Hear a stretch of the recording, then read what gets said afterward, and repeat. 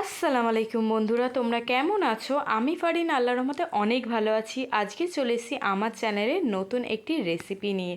আজকে এখানে বানানো দেখাচ্ছি, তোমাদের সাথে শেয়ার করছি হোয়াইট সস পাস্তা কিভাবে বানাতে হয়। আমার বাড়িতে আজকে আমার একটা জুনিয়র এসেছিলো আমার সাথে দেখা করতে, তো আমি ভাবলাম কেননা আমার হাতের একটা স্পেশাল ডিশ ওকে খাওয়ানো যাক। অনেক দিন পর দেখা হবে, প্রায় 1 বছর পর। তো পাস্তা বানানোর জন্য হোয়াইট সস পাস্তা বানাবো আমি ঠিক করলাম। তো পাস্তা বানানোর জন্য পাস্তাটাকে এখানে বয়েল করতে দিয়েছি।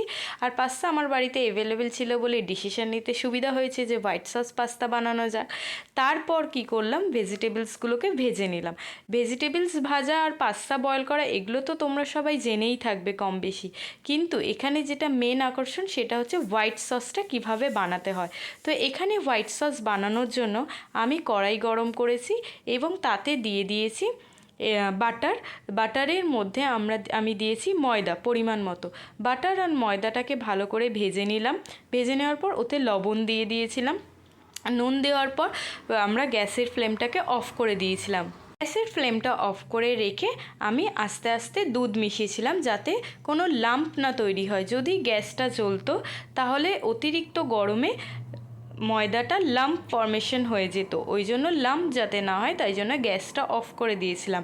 আবার পুনরায় ভালো করে ময়দাটা দুধের সাথে মিশিয়ে নিয়ে গ্যাসটা জ্বালিয়ে দিলাম এবং তারপর আস্তে আস্তে দিয়ে দিলাম পেঁয়াজ কুচি, আদা কুচি, রসুন কুচি আর চিলি ফ্লেক্স। এই হোয়াইট সস পাস্তাতে অবশ্যই আপনারা ব্যবহার করবেন, তাহলে খুব ভালো একটা স্বাদ আসবে। এটার মধ্যে একটু ঝাল ভাবটা আনার জন্য আমরা চিলি ফ্লেক্স ব্যবহার করছি এবং সাথে অ্যাড করলাম একটু চিনি। ভালো করে এটা নাড়াচাড়া করে নিয়ে ফুটিয়ে নিলাম এবং সাথে দিয়ে দিলাম একটু ব্ল্যাক পেপার, আর একটু ঝাল করার জন্য দিয়ে দিলাম ব্ল্যাক পেপার। খাবারে একটা অসাধারণ স্বাদ আনে, আর একটু ঝাল খেতে আমরা বেশি ভালোবাসি, তাই জন্য একটু বেশি করে ব্ল্যাক পেপার অ্যাড করলাম এবং ভেজে রাখা সবজিগুলো দিয়ে দিলাম আর বয়েলড পাস্তাটা দিয়ে দিলাম। গ্যাসের ফ্লেমটা আপনারা অবশ্যই আস্তে রাখবেন, না তো ওভার কুকড হয়ে যাওয়ার একটা সম্ভাবনা থাকে যদি গ্যাসের ফ্লেম হাই থাকে। আর এই রেসিপিটা শেষে আমার মেসজিদ থেকে আমরা রিভিউ নেব যে রেসিপিটা কেমন হয়েছিল।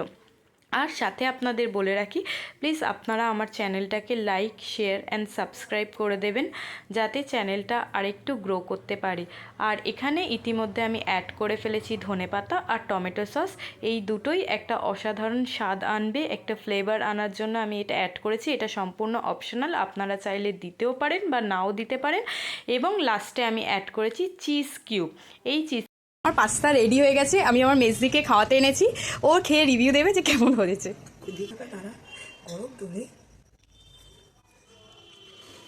হেভি হয়েছে, ফাটাফাটি। আপনারা বাড়িতে একবার ট্রাই করতে পারেন। টাটা, বাই বাই বন্ধুরা, ভালো থেকো, গুড নাইট।